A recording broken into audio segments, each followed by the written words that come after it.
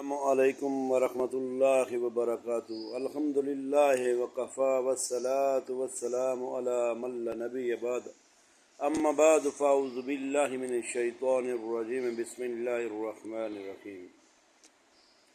ان اللہ وملائکتہ یصلون علی النبی یا ایہا الذین آمنوا صلوا علیہ وسلموا تسلیما۔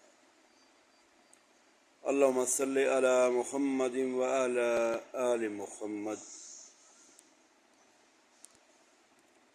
دوستو، اللہ تبارک و تعالی بیان فرماتے ہیں، بے شک اللہ تبارک و تعالی اور اس کے فرشتے نبی علیہ الصلوۃ والسلام پر درود بھیجتے ہیں۔ اے ایمان والو، تم بھی درود بھیجا کرو۔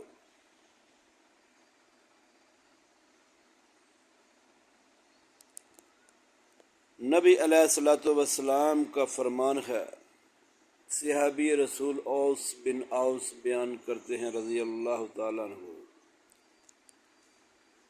کہتے ہیں نبی علیہ الصلوۃ والسلام نے فرمایا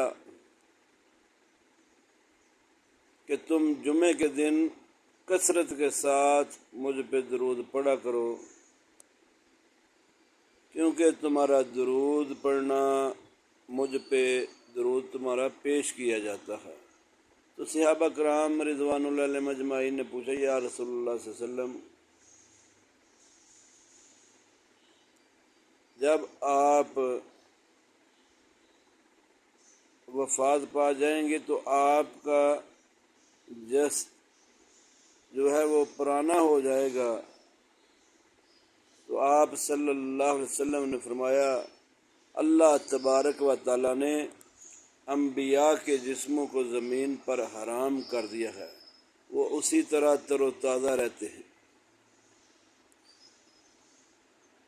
تم کثرت سے مجھ پہ درود پڑھا کرو،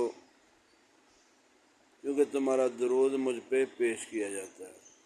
دوسری روایت میں نبی علیہ الصلوۃ والسلام نے فرمایا، اے میرے صحابہ، تمہارا درود جمعے کے جمعے مجھ پہ پیش کیا جاتا ہے، بس جو شخص کثرت کے ساتھ درود پڑھتا ہے وہ میرے قریب ہوتا ہے، اتنا ہی میرے قریب ہوگا۔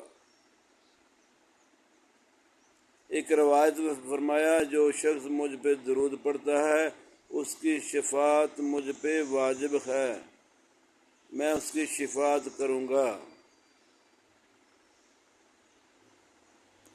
دوستو، آج جمعۃ المبارک ہے، جمعہ کا دن ہے، اس لیے ہمیں چاہیے کہ نبی علیہ الصلوۃ والسلام کی ذات اقدس پر کثرت کے ساتھ درود بھیجیں۔ اور صحابہ کرام نے پوچھا، یا رسول اللہ صلی اللہ علیہ وسلم، سلام کرنے کا تو ہمیں پتہ چل گیا ہے، تو آپ پر درود کون سا، کیسے پڑھیں، کیا پڑھیں؟ تو نبی علیہ الصلوۃ والسلام نے فرمایا، تم پڑھو، اللہم صلی علی محمد وعلی آل محمد کما صلیت علی ابراہیم وعلی آل ابراہیم انک حمید مجید، اللہم بارک علی محمد وعلی آل محمد کما بارکت علی ابراہیم وعلی آل ابراہیم انک حمید مجید۔ دوستو، اللہ تعالیٰ مجھے اور آپ کو زیادہ سے زیادہ درود پڑھنے کی توفیق عطا فرمائے۔ اور ایک روایت جس میں نبی علیہ الصلوۃ والسلام سے پوچھا گیا، ایک صحابی نے پوچھا کہ یا رسول اللہ صلی اللہ علیہ وسلم، میں تو آپ پہ درود پڑھتا ہوں، ایک حصہ اس وقت کا، وہ وقت تھا تہجد کا۔ نبی علیہ الصلوۃ والسلام نے اپنے صحابہ کو اٹھایا، آواز لگائی، تو ایک صحابی بولے، میں تو آپ پہ درود پڑھتا رہتا ہوں۔ آپ صلی اللہ علیہ وسلم نے فرمایا، اس کو بڑھا لے، تیرے لیے بہتر ہے۔